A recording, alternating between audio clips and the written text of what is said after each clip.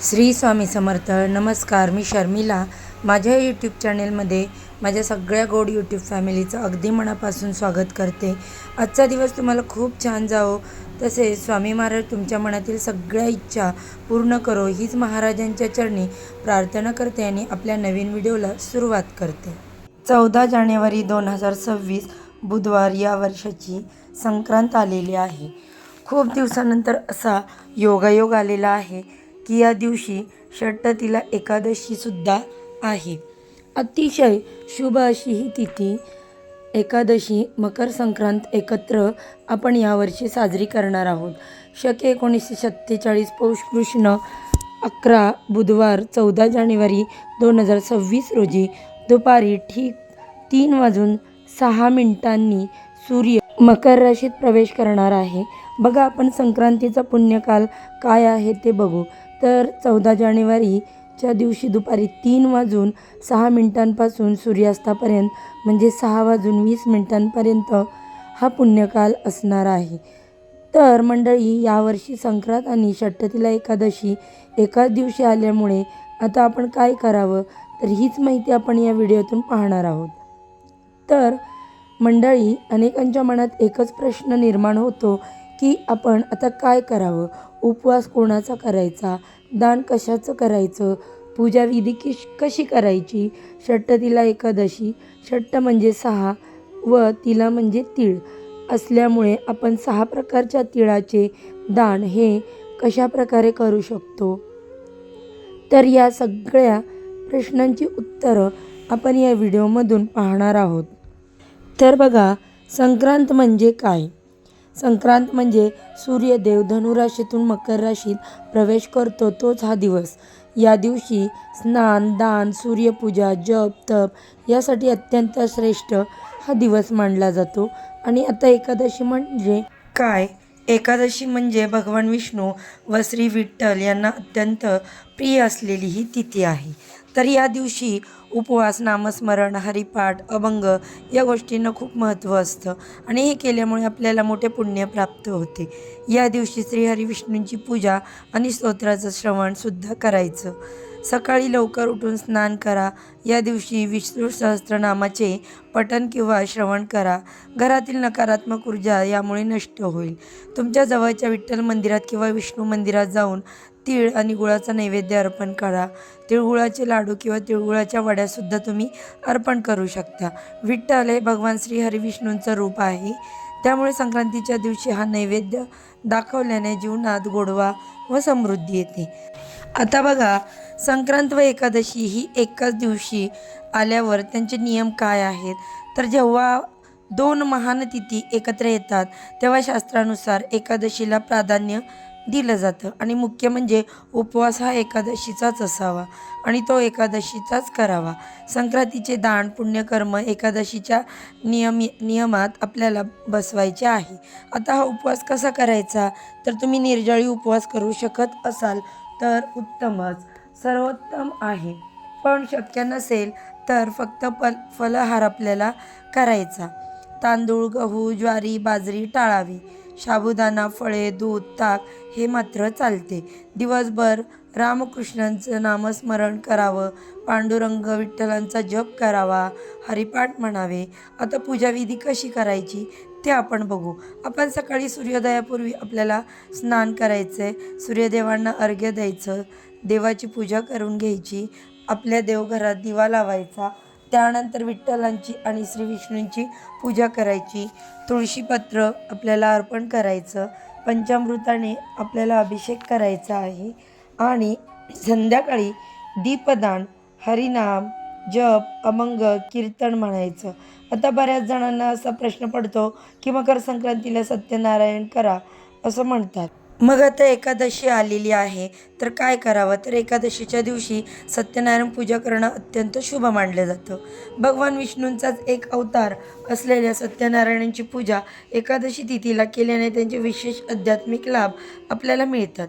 तर या दिवशी तुम्ही सत्यनारायण देखील करू शकता. तर 11 वर्षानंतर यंदाची मकर संक्रांतीला हा दुहेरी योग जुळून आला आहे.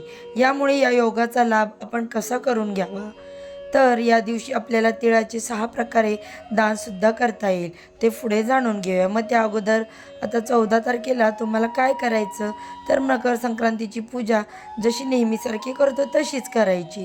तसेच या दिवशी तुम्ही हळद कुंकू करायचं आहे तरी तुम्ही करू शकता, म्हणजे हळदी कुंकूला सवासनींना बोलवून त्यांना मान देऊ शकता.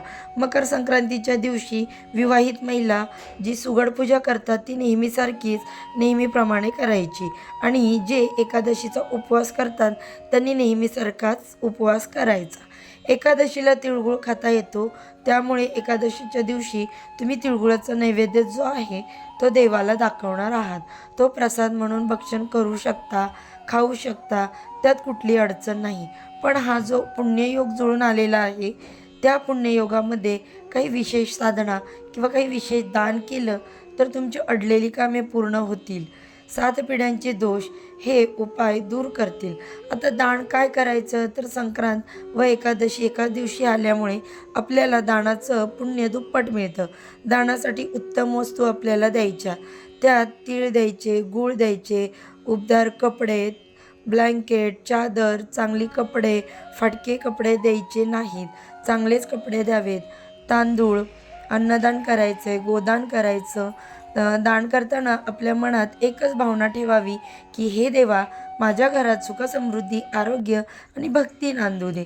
आणि सगळ्यात महत्त्वाची गोष्ट म्हणजे या दिवशी केलेला उपवास 1000 एकादशी केल्याचं पुण्य आपल्याला देतो. म्हणजेच मकर संक्रांतीच्या दिवशी जर एकादशी आली आणि तो उपवास आपण केला तर आपल्याला 1000 एकादशी केल्याचं पुण्य मिळतं. मग या दिवशी काय करू नये, तर मांसाहार करू नये, मद्यसेवन करू नये, भांडण, नकारात्मक गोष्टी बोलू नये, खोटं बोलू नये, कोणाची निंदा करू नये. तसेच या गोष्टी प्रकर्षाने आपल्याला टाळायच्या, आणि विठ्ठलाचे नामस्मरण केल्याने जीवनातील अडथळे दूर होतात. तसेच या दिवशी तुळशीची पाने तोडू नये, तसेच भात देखील खाऊ नये, तसेच या दिवशी तुळशीला पाणी देखील अर्पण करायचं नाही. 2026मध्ये संक्रांत एकादशी एकत्र येणे हा फार दुर्मिळ योगायोग आहे, आणि या 6 दिवस आपल्याला अजिबात वाया घालवायचा नाही आहे.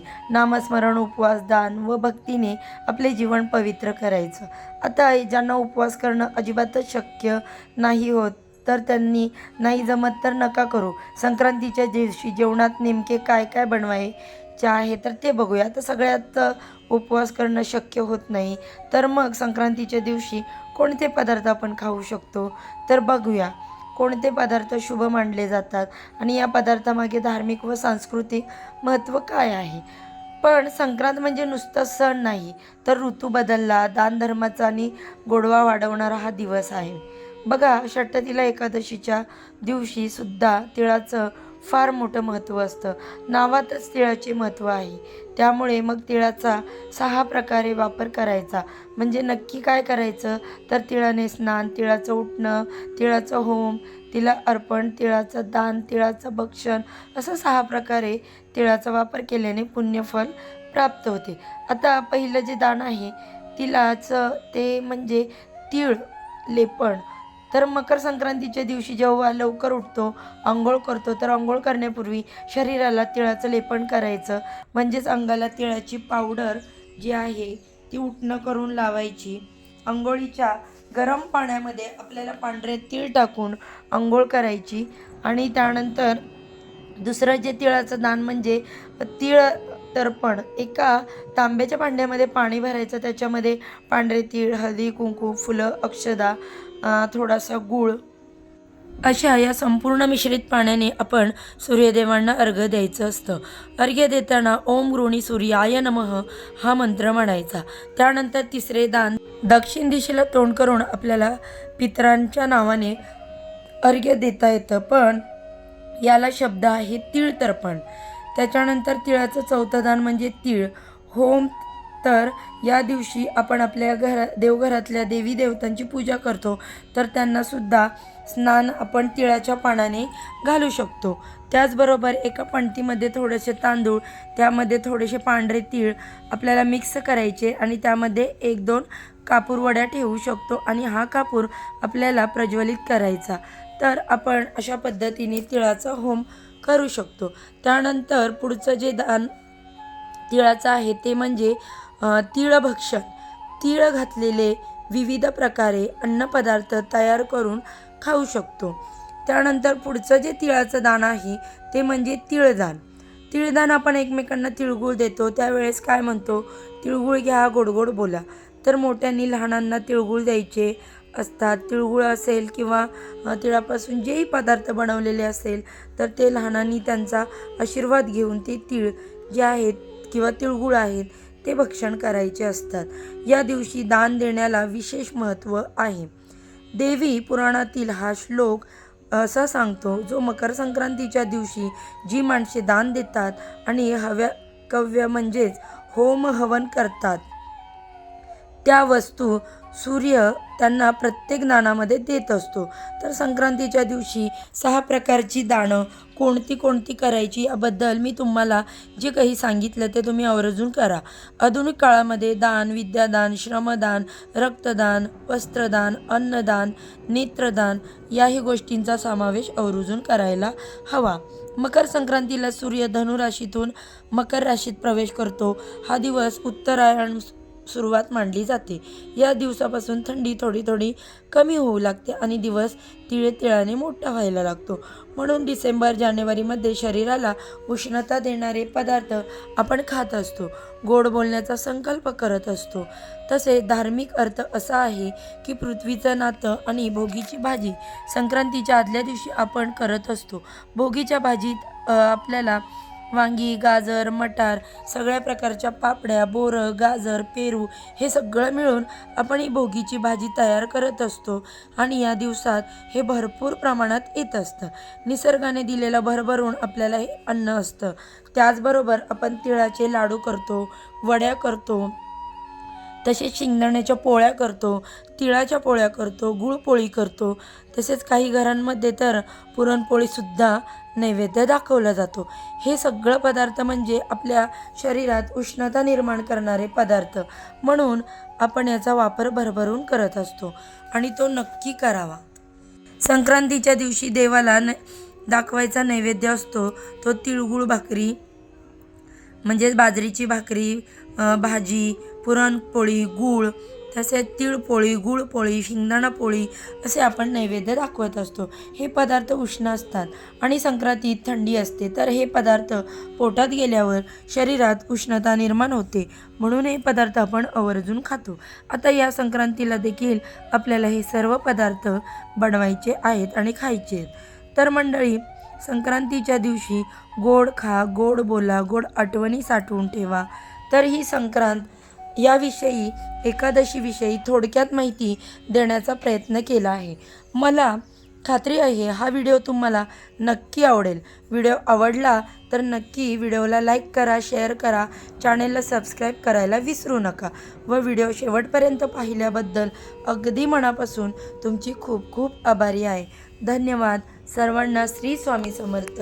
आजच्या व्हिडिओचा इथेच एंड करते.